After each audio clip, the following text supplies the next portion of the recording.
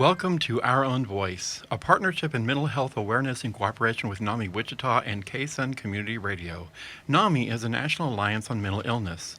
We are the largest grassroots advocacy network for people with mental illness and their family members, with over 800 national affiliates and 15 Kansas affiliates, with NAMI Wichita being one of those 15. We provide awareness, support, education, and advocacy for people affected by mental illness. Our purpose here is to provide a community conversation on KSUN Radio that gives insight into what it's like to live with mental illness. Our intention and our hope is that our program will change attitudes, assumptions, and stereotypes about people with mental health conditions, and in so doing, we will stop the stigma associated with mental illness. My name is David Larson. I am very pleased and proud to be your host today, and I am a person living with mental illness. I'm in recovery for a major depressive disorder. Like everyone, I struggle with the ups and downs of emotions and the challenges of being fully human, but I am doing great, and I know I have many gifts to offer my family, my friends, and my community. Now, before I get too far into the program, I want to introduce David Peterson, our executive producer. Hello, David. Hello, David. And our technical producer, Mike Padilla. Hello, Mike. Hi, I have assistance from Matthew. Yes, you do. I want to introduce Matthew as well. Hello, Matthew. Greetings to the world. Yes. So thank you all for being here and for sharing with me with our guest today. And speaking of our guest, it is my pleasure to introduce our guest, who is Tisha. Hello, Tisha. Hello, everyone. So, Tisha, let me begin by firing questions at you. So, where were you born and where did you grow up? Well, David, I was born in El Dorado, Kansas, and we lived there until I was just 2 or 3. And then I went to school from kindergarten and graduated from high school at Belle Plaine High School here in Kansas. So you're Belle Plaine. So what is the mascot for Belle Plaine? And Mike and David, don't pipe off with the name yet because I want to hear it from Tisha. So Belle Plaine is unusual, I think, in that they had a middle school mascot, which was the Belle Plaine Bulldogs. Okay. And then the high school mascot was the Belle Plaine High School Dragons. Oh, you were a dragon. We were dragons. That's awesome. That's long Which is before kind of a unique the mascot. dragons that we see on TV now. Right. We see dragons on TV now? Yeah, Game of Thrones. Oh, Game of Thrones. I want to admit that I don't see that. Okay, well. Did you or did anyone in your school dress up as a dragon? Yes, we had a costume that, 2 or 3 people were in it? yeah. Cool. Oh, wow. Yeah. That's like the Chinese dragon. That's cool. Okay, so what color was the dragon? Oh, terrible colors. Our colors were chocolate and gold. Chocolate and gold. Brown and gold. Brown and gold. Brown and Ugly. gold. Yeah, but I like it when she says chocolate. We yeah, tried just, to dress it up a little bit. It does kind of make me hungry, though. Yeah. I thought about the Dove commercial. So, do you have any family members or friends that have a mental illness? Yes, I do. I have a very good close friend that is a nurse, and she suffers from pretty significant depression and anxiety.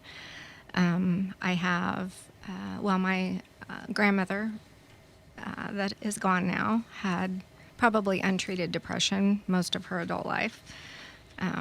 She was cut from the cloth where you didn't seek help for things like that. You just pulled yourself up by your bootstraps and went on. And so, unfortunately for her, she was never willing to look into that. I think, towards the end of her life, her physician was proactive enough to have her on an antidepressant. Excellent. But she believed that was helping treat her for sleep disturbance. So, okay. Which is very possible because I know with my own depression, sleep is a big problem for me. And so I welcome sleep every time I get it. I have a family member who had a lot of sleep difficulties, but he also was depressed. And so the doctor said, this will help you sleep. Yeah. So we kind of killed 2 birds with one stone. It worked out well. That's kind of how my grandmother's doctor Right. worked that too, yes. And then I had a friend that I went all the way through school, from elementary school to high school graduation, and we were very close friends, and he died by suicide the year after we graduated. Oh, I'm so sorry. Yeah. So, so when did you first encounter mental illness? How old were you? You know, that's a great question. I was sitting here trying to figure that out. I mean, I think I was exposed to probably lots of people that had depression and anxiety growing up. I don't think that I recognized that those were illnesses until I was, probably junior or senior in high But school. I don't think that they recognized it in themselves either, did they? No, probably not. My dad died at an early age. He was 57 when he died, which seems younger and younger now that I'm 55. But he suffered with alcohol use most of his adult life, and my belief now as a clinician is that he probably struggled with depression most of his life as well. Okay. Well, we're going to take a break now. This is Our Own Voice on KSUN Community Radio. We're going to take a quick break, and we will be right back.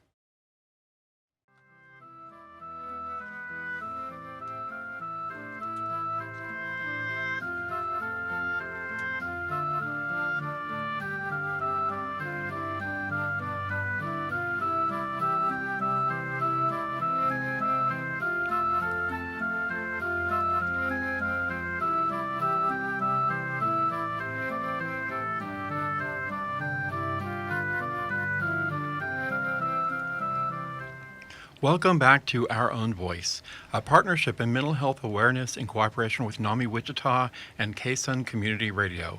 NAMI is a National Alliance on Mental Illness. Our Own Voice is intended to humanize the misunderstood, highly stigmatized topic of mental illness by showing that it's possible and common to live well with a mental health condition.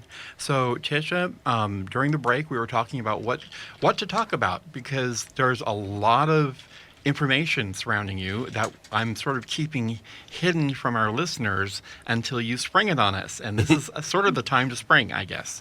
So tell us about your training and where you work and all that stuff. Okay.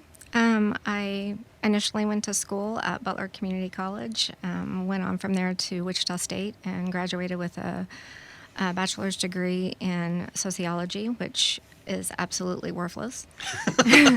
And so, unfortunately, I found out too late that I would need to have a master's degree and 2 years of a master's degree to be able to do what I wanted to do, which was be a clinician. And so I transferred to Newman and got my master's degree in Newman in 2003 in social work. And I have continued to further my career by getting a clinical social work license as well as a clinical addiction counselor's license. Okay, so you can help people with dual diagnoses, Yes. which is both, for our listeners, just to repeat something, it's when someone has both a mental health issue, a mental illness, as well as an addiction issue. Yes. Okay. And a lot of people that have addiction problems have an underlying mental illness. I mean, I think we learn that more and more. Yeah. That a lot of those go hand in hand. So I currently am the Director of Crisis and Outpatient Services for Comcare, which is the community mental health center for Sedgwick County. So we are a division of Sedgwick County government, and we provide services, mental health services and substance use services to what we usually refer to as the underserved or uninsured. Which I want to sort of toot your horn right now.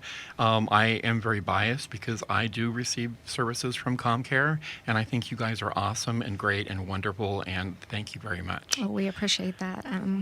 Often, as in everything, people usually tend to identify a negative experience versus a positive experience that they have had at any kind of agency. So it's good to hear someone be able to express out loud that we've been helpful. Well, good. So when did you first encounter the work of NAMI? So I started at Comcare as a part-time case manager working the crisis hotline while I was finishing my degree. And so that's when and that was in 1999, that's when I initially heard about NAMI and started to educate myself further about them. And then I've had the wonderful opportunity to work with Jerry Lichty on the CIT training for our local law enforcement. and then Jerry and Harold Casey from SAC and I did a presentation on the Crisis Center and our cooperation that we have with each other at the NAMI conference in 2017, I think. Okay, awesome. Well, boy, you sort of got me stumped now. What to talk I about? just want to mention the CIT is Crisis Intervention Team. Yes. And for those listeners, we had them on, just the deputies of Sedgwick County on just in our last episode. Yes. Well, and NAMI was instrumental in helping us get the Community Crisis Center. I mean, they had been at the table with us for years. We were trying to get what we referred to then as a one-stop shop.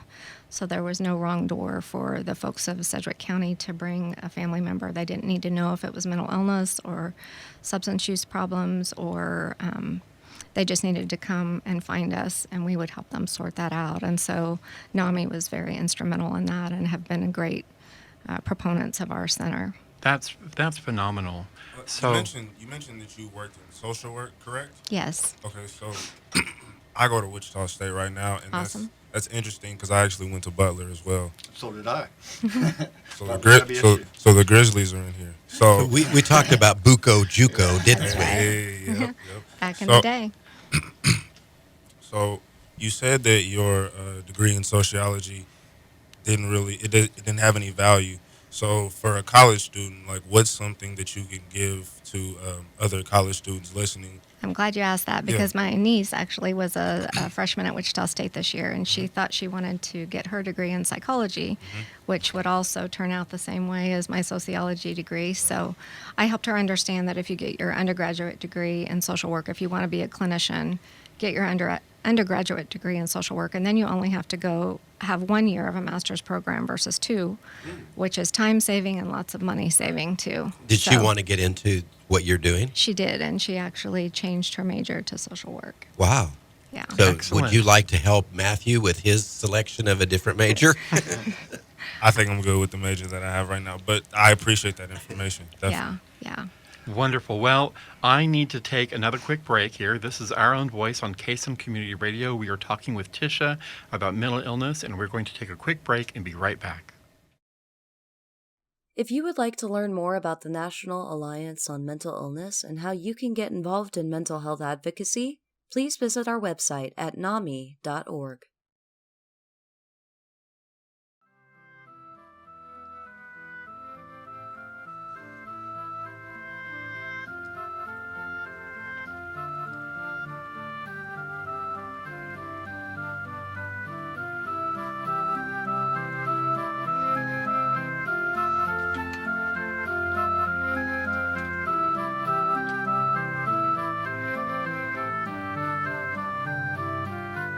Welcome back to Our Own Voice, a partnership in mental health awareness in cooperation with NAMI Wichita and KSUN Community Radio. NAMI is a national alliance on mental illness.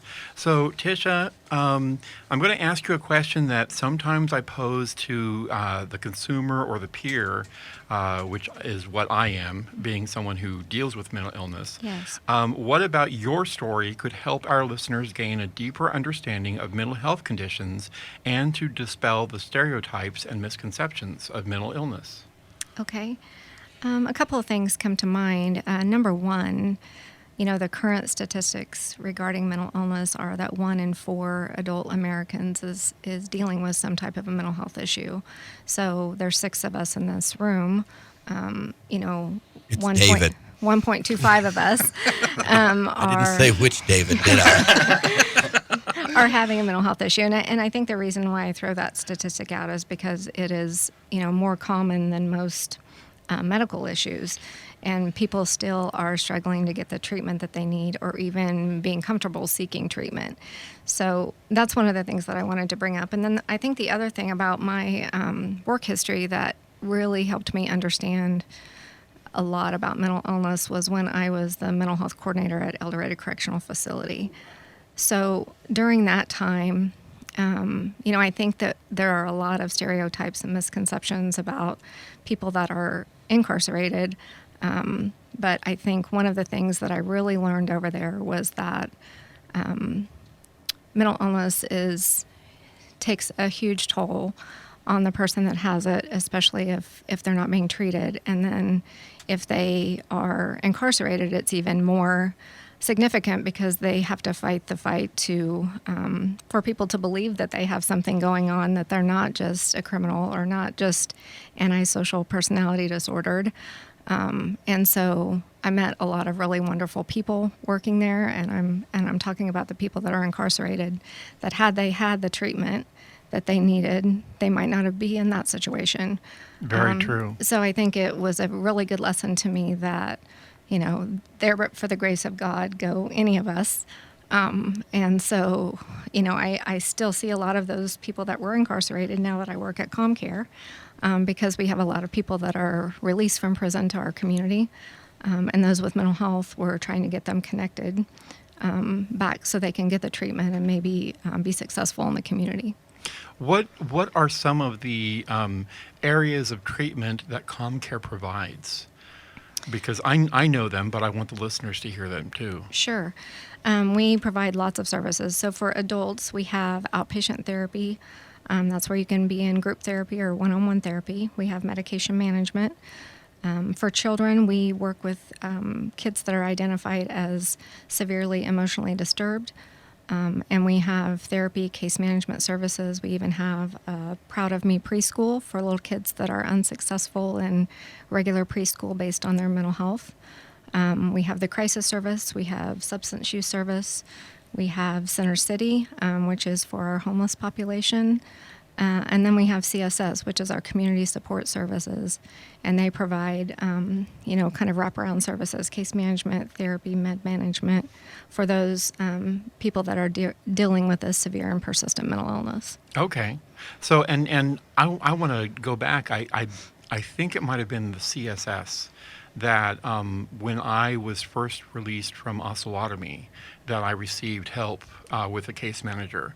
And let me tell you, it was phenomenal just to have someone there who was going to walk me through the paperwork that I needed to Yes. either get an apartment or whatever it was. And she was so helpful and so caring. It was wonderfully supportive.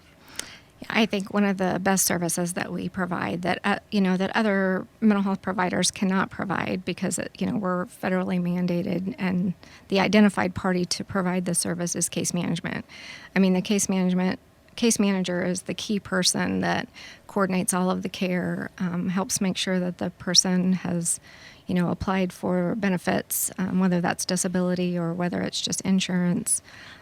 Just helps them stay connected to those services, even when they may believe that they don't need the service. The case manager is the one that can maybe build enough rapport to keep them engaged. How many I'll case second that. The case how many manager is case so managers important. how many case managers are there? That's a great question. Through our children's program, we have, I think probably total we're at close to 300. 300 case managers? Yeah. Wow. That's phenomenal. Wow. And those 300 carry how many people? Well, they all have different roles. From CSS case manager probably carries a caseload of 15. And then we have our KDOC liaison right now who is got 300 people he's trying to help coordinate care for that are coming out of the Kansas prison system to our community. Wow. So it just varies based on their role. Okay. So, yeah. So they're gonna be wide and varied. And how many people do you serve? I don't know the answer to that fair question. enough. Lots Well, and lots. With that, I'm going to take a quick break again. This is Our Own Voice on Case and Community Radio. We're talking with Tisha, and we will be right back.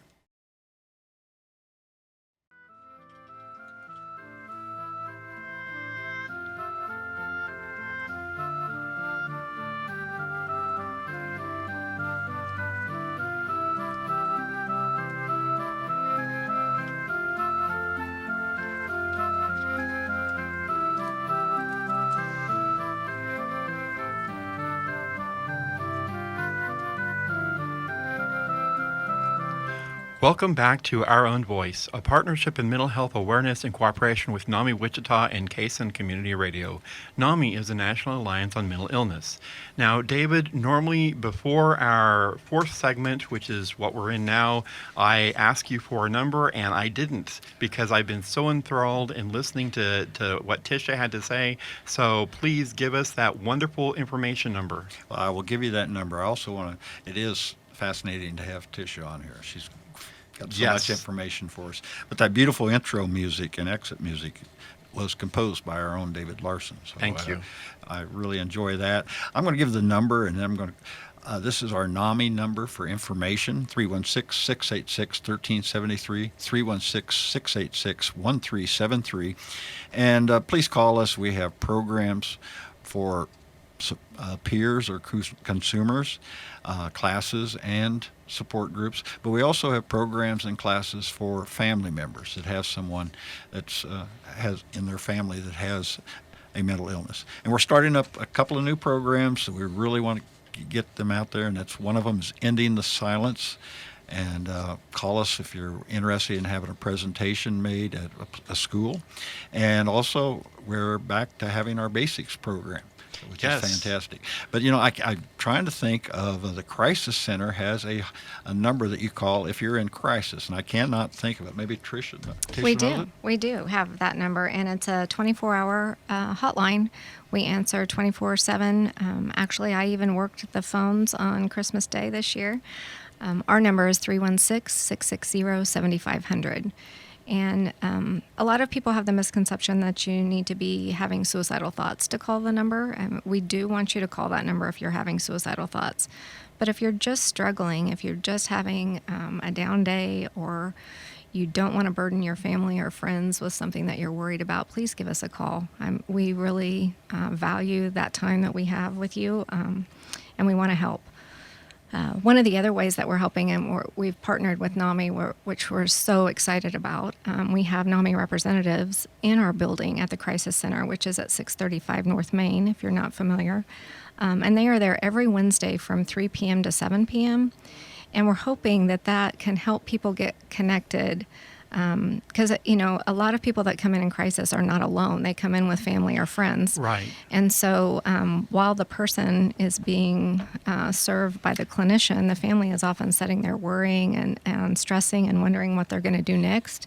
And that's a great time to get them connected with NAMI, because you guys are so amazing, the support that you can provide. And it really, as you guys know, the longer that we can keep a family member engaged with their family member that has a mental illness, the more stable and the more hope for recovery there is. So. Yeah, and people forget the fact that when a peer consumer is going through a crisis, the family members are also going through a crisis of their own. Absolutely, the whole family is often in crisis at that point. We see that on a daily basis. So yeah, and they need help as well, and there are ways of receiving help through NAMI, through Comcare, through many places. Yes. It's very rare that a person is actually in crisis alone. Either they've got a family or a friend that is walking that walk with them. And so partnering with you guys has been really helpful in getting some folks engaged. But it also, you know, a lot of people don't even know that you guys exist. Yeah. And so it would be great if they knew that early on in their child's illness versus after they had struggled for 10 or 15 years. Yeah. Now, talking about partnering, you guys also have a partner. You have Comcare Community Partners. We do. Tell me about that, please. So because we're a division of the county, we can't do fundraising. And, you know, as you guys know, the funds for mental health treatment have continued to dwindle from the state.